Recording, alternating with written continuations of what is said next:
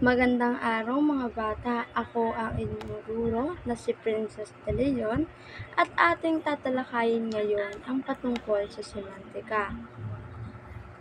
Una, kayo ba ay pamilyar na sa salitang semantika? Para sa inyo, ano ang sumasagi sa inyong isipan sa tuwing naririnig ninyo ang salitang semantika? Kung ako ang inyong tatanungin, hindi rin ako pamilyar sa semantika.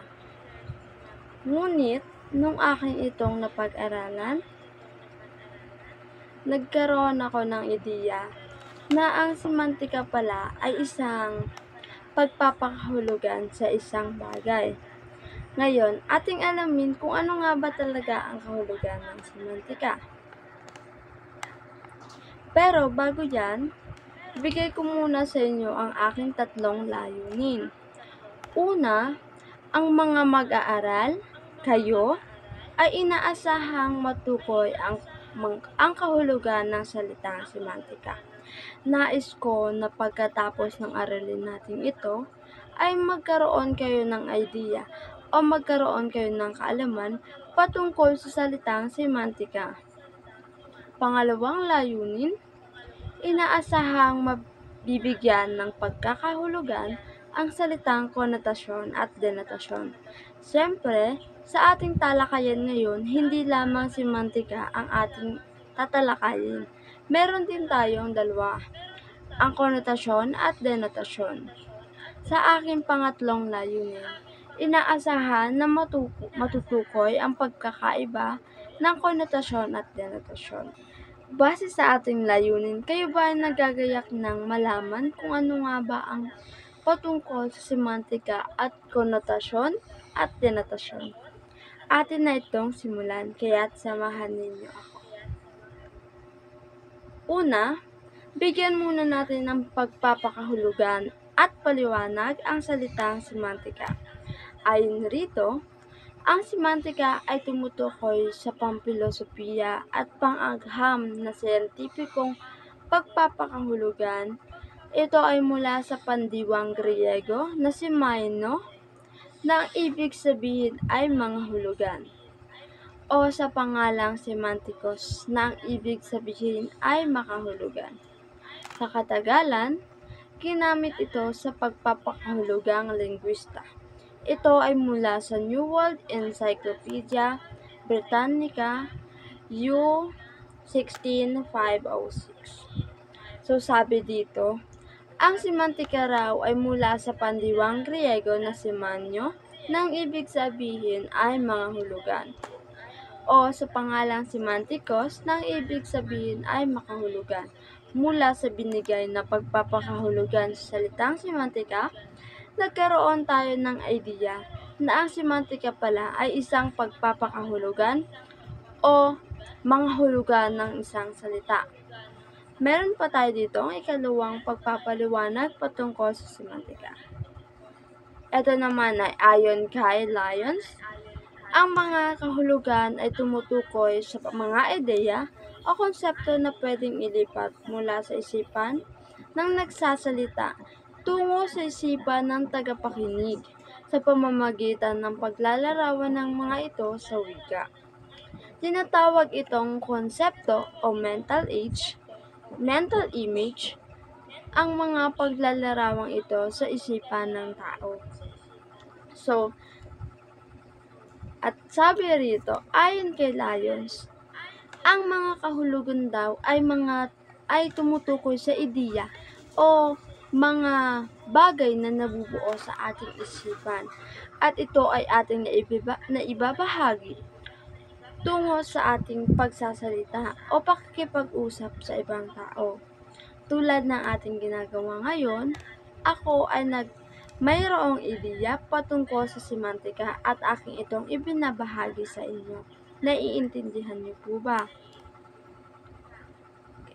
Tayo naman po ay dumako at tuklasan ang mundo ng konotasyon at denotasyon. Naintindihan na po ba natin pero bago ako magsimula rito, naintindihan na po ba ang salitang semantika? na bigyan na po ba natin o na kuha na po ba natin ang una nating layunin ng pagbibigay ng pagpapakahulugan sa salitang semantika? Kung gayon, tayo na ay dumako sa salitang konotasyon at denotasyon. Bigyan natin sila ng pagpapakahulugan. Una, mayroon tayong konotasyon. Ang kahulugan nito ito ay ang pansariling kahulugan ng isa o grupo ng isang tao na nagsasalita. Ang kahulugan ng konotasyon ay iba sa pangkaraniwang kahulugan. So sabi dito, ang konotasyon daw ito ay ating pansariling kahulugan lamang. Ito ay hindi galing sa libro o anumang teksyonaryo. Ito ay ating sariling pagpapakahulugan sa isang salita. Bigyan ko kayo ng isang halimbawa. Ang batang lalaki ay talagang may gintong kutsara sa bibig. Ang gintong kutsara ay ginagamit natin ang gintong kutsara na salita ay ginagamit natin sa pahayag na mayaman o maraming pera ang pamilya. Para hindi pangit pakinggan, tayo ay gumagawa ng ibang salita na maayon sa salitang binibigyan natin ng kahulugan. Base sa aking halimbawa na narito, ang batang lalaki ay talagang may gintong kutsara sa bibig. Ibig sabihin, ang batang lalaki ay mayaman. Naiintindihan po ba ang konotasyon? Kung gayon, tayo na ay dumako sa salitang denotasyon. Ito ay ang kahulugan ng salita na matatagpuan sa deksyonaryo, literal o totoong kahulugan ng salita. Kung ang una, ang konotasyon ay hindi natin matatagpuan sa dictionary o deksyonaryo, kumbaga ito ay ating sariling pagpapakahulugan ng salita. Ang denotasyon naman, ito ay salitang matatagpuan o kahulugan na matatagpuan natin sa deksyonaryo. Kumbaga, tayo ay naghahanap ng mga salita. Halimbawa, naghahanap tayo ng salita ng kung ano ang kahulugan ng salita na sun sa English. Atin itong hahanapin sa dictionary o deksyonaryo. Kung ano nga ba ang kahulugan ng salitang sand o buhangin.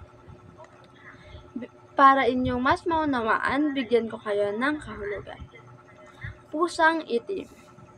Ang pusang itim ay isang uri ng hayop na nangangalmot, kulay itim at ngumingiyaw.